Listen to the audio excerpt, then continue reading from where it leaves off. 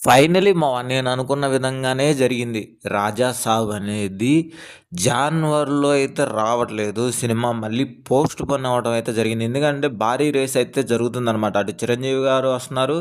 ఇటు బాలకృష్ణ గారు కూడా జాయిన్ అవుతారని మీకు ఎప్పుడో చెప్పాను. సో, అది ఫైనల్‌గా పోస్ట్‌పోన్ చేసుకొని సిట్యుయేషన్ అట్లా కనెక్ట్ చేసుకున్నారు. సో, వాళ్ళు కూడా సంక్రాంతి రేస్‌లో అయితే ఉంటున్నారు. మనకి 25థ్‌న డిసెంబర్ 25థ్‌న అంటే క్రిస్టమస్ రోజున 'అఖండ 2' అనేది రిలీజ్ అవుతది. సో, అయినా సరే మనకి మంచి టాక్ అని పడితే మాత్రం మనకి జాన్వరి సంక్రాంతి రేస్ వరకైతే ఉంటదనమాట. అలాగే మళ్ళీ వచ్చేసరికి 'అవతార్'. 'అవతార్' ఉంది. ఈ అన్ని మూవీస్ అనేవి భారీ మూవీస్ ఉన్నాయి. సో, 'రాజాసాబ్' ప్రొడ్యూసర్ ఏమనుకుంటున్నారంటే ఆయన సోలో రిలీజ్‌కైతే రావాలని చెప్పేసి అని అనుకుంటున్నారు. అంటే ఆ జాన్‌లోనే రిలీజ్ అవుతది అని మనకెప్పుడు రిలీజ్ అవుతది? ఈ సంక్రాంతి రేస్ అనేది కంప్లీట్ అయిపోయిన తర్వాత రిలీజ్ అవుతది. సో, అలాగే 'రవితేజ' గారి సినిమా గూడా ఉంది. ఆయన కన్ఫర్మ్‌గా అయితే అంటే సంక్రాంతి రేస్‌లో అయితే ఉంటున్నాడు. మిగతా వోళ్ళు మాత్రం కొంతమందయితే సైడ్ అయిపోయేందుకైతే అవకాశం ఉంది.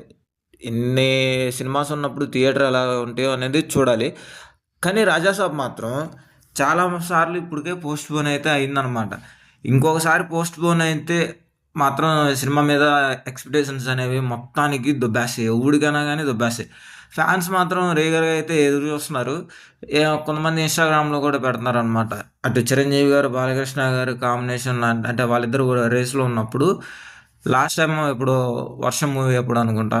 ఈళ్ళు రిలీజ్ చేశారు. అప్పుడు హిట్ పడిందని చెప్పేసనని. సో, అలాగే మేము మళ్ళీ ఇప్పుడు హిట్ కొడదాం అనుకుంటున్నారు గానీ, ప్రొడ్యూసర్ మాత్రం సపోర్ట్ అయితే లేదు ఎందుకంటే ఫైనాన్షియల్‌గా దీనికి 'అఖండ 2'కి ఆయన కూడా ఒక రకమైన ఫైనాన్షియల్‌గా అయితే ఉన్నాడనమాట. సో, అటువంటి ఫైనాన్షియల్ సపోర్ట్ ఉన్నప్పుడు ఆ 2 మూవీస్ ఆయనే రిస్క్ తీసుకోలేడు గదా! ఆయన మూవీసే 2 రిలీజ్ అయినాయనుకో ఒకదానికి పోటీ అవుతది గదా! సో, ఆయన రిస్క్ తీసుకోలేడు గాబట్టి సైడ్ అయిపోతున్నాడనమాట. 'రాజాసాబ్‌ని' సైడ్ తీసుకుంటున్నాడు.